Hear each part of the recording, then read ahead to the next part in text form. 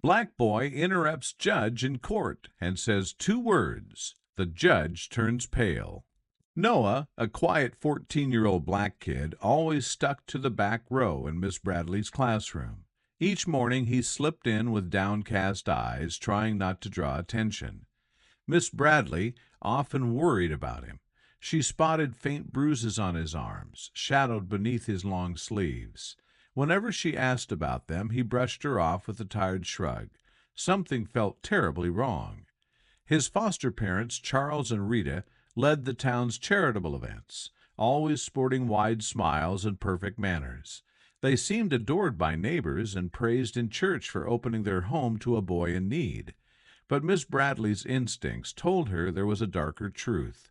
Noah carried a sadness that no sweet words or forced smiles could hide.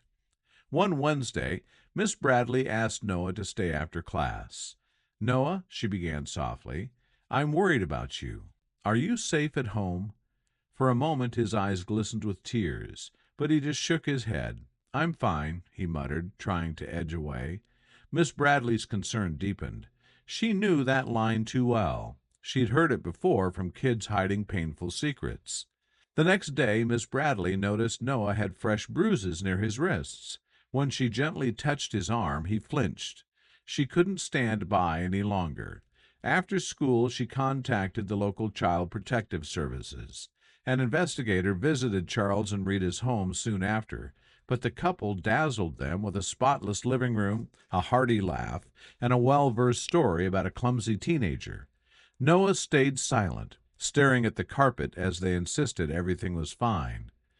Though the investigator left unconvinced, there wasn't enough hard evidence.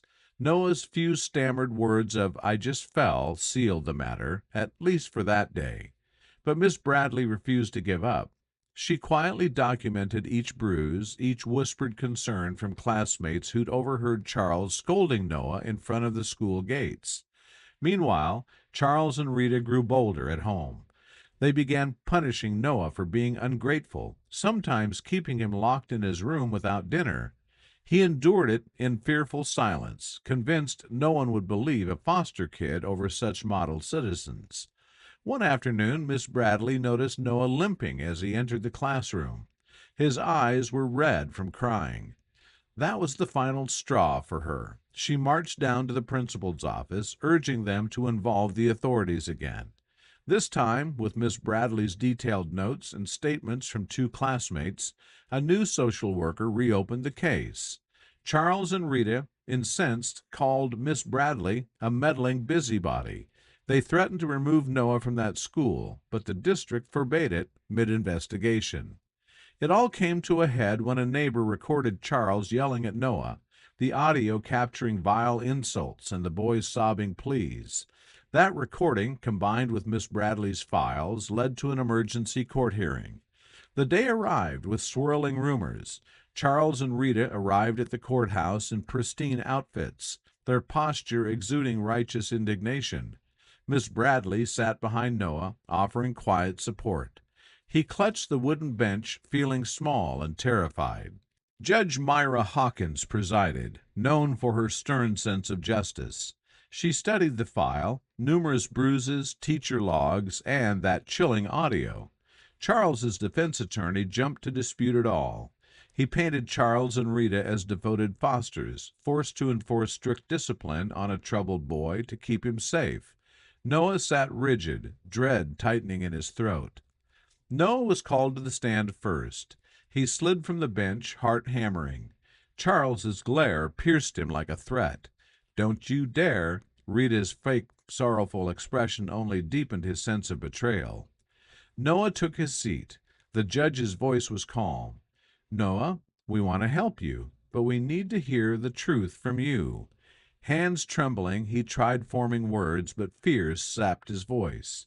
Charles's lawyer hammered him with questions, suggesting he was clumsy, that he exaggerated everything.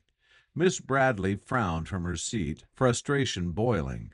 The judge signaled the lawyer to ease up, then gently asked Noah, "Are you safe at home, dear?"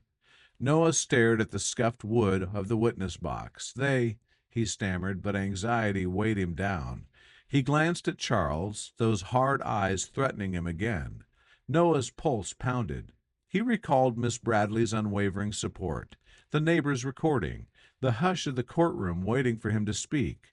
Then a trembling voice from deep inside him told him, "You can do this." He clenched his fists, had to speak. The words rushed out in a painful rush. "It's not safe." The court paused. 2 words, "not safe." They landed like thunderclaps. Judge Hawkins' face turned pale with a shock that cut through the practiced arguments. She leaned forward, hands on her desk.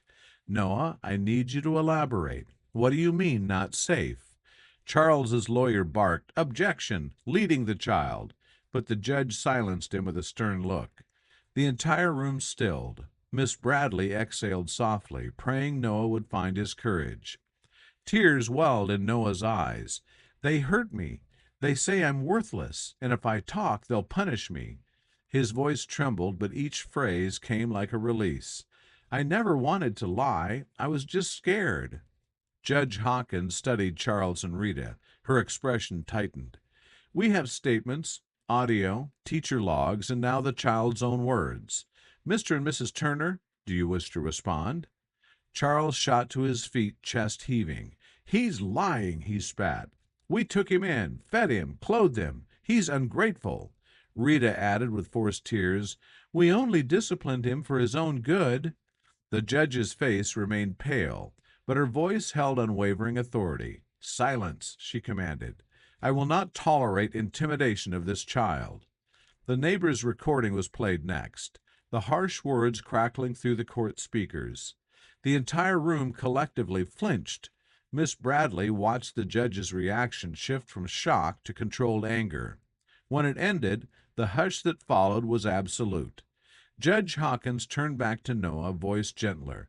"Thank you for speaking up. You're brave, and this court will not fail you." She then faced Charles and Rita. "The evidence is irrefutable. Child Protective Services will remove Noah from your care immediately. You face charges for neglect, emotional abuse, and possibly more." Charles erupted, pointing his shaking finger at Miss Bradley. "You meddling teacher, you caused this." Rita sobbed, burying her face in her hands.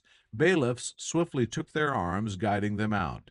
Judge Hawkins hammered her gavel, calling for order. Noah slid off the stand, tears on his cheeks, but a wave of relief washing over him. Miss Bradley gently placed a hand on his shoulder. "It's over," she whispered. "You did it." Outside the courtroom, news cameras gathered, having caught wind of the shocking hearing. Miss Bradley shielded Noah as reporters shouted questions. "Noah, how do you feel? What did you say that stunned the judge?" The boy just glanced at Miss Bradley, too exhausted to speak. She guided him past the crowd to a quieter side exit. In the coming days, word spread fast. People once charmed by Charles and Rita realized how carefully they'd been deceived. Miss Bradley was hailed as a hero for persisting. More importantly, child welfare placed Noah with a new foster family who specialized in supporting older kids who'd suffered trauma. They offered patience, therapy, and stability. A week later, Miss Bradley visited Noah's new place. She found him in a small but bright room, the walls freshly painted a soothing blue. He looked healthier, less haunted. "I wanted to see how you were settling in," she said softly, handing him a small gift, a notebook for his drawings. He accepted it with a shy smile. "Thank you for everything." They sat in the modest living room. The new foster parents, a gentle couple named the Johnsons, served lemonade. While Miss Bradley sipped, Noah told her about his plan to join the school's art club. He showed her a new sketch, far more vibrant than his old scribbles. "I feel safe now," he admitted. Miss Bradley patted his arm. "You deserve that, and your courage helped make it happen." She reminded him that therapy and time would heal the emotional scars. She would still be around for support whenever he needed it. The next time Miss Bradley saw him in class, he was sitting more confidently near the center row. Gone was the constant hunch in his shoulders. She offered him a quick smile, and he smiled back, tentative but real. News of the boy who spoke 2 words and stunned the judge spread through the school. inspiring some students to step forward about their own troubles. The counselor's office welcomed more kids who realized they didn't have to endure suffering alone. Miss Bradley felt relief, mixed with sadness that so many faced hardships in silence. One afternoon, after class, Noah lingered. He approached Miss Bradley's desk and said quietly, "You never gave up on me." She blinked, touched. He continued, "If you hadn't pushed me to speak, I might still be there. Thank you." She swallowed a lump in her throat. "That's what teachers do," she said, "but you were the one who found your voice." Noah nodded, eyes bright with gratitude. "Yeah, I guess I did," he whispered. Then he lifted his chin, letting out a small laugh, "and I made a judge go pale." Miss Bradley laughed softly. "You certainly did." They both recognized the gravity behind those two fateful words. Not safe. A child's cry for help that shattered illusions, a turning point that set him free. So ends the tale of a black boy who found the courage to speak up, startling a judge with just 2 words. His story stands as a reminder that sometimes what breaks the silence is a single moment of bravery, and in that moment, the entire balance shifts. A teacher's devotion, a court's realization, and a child's hope shining brighter than any lie.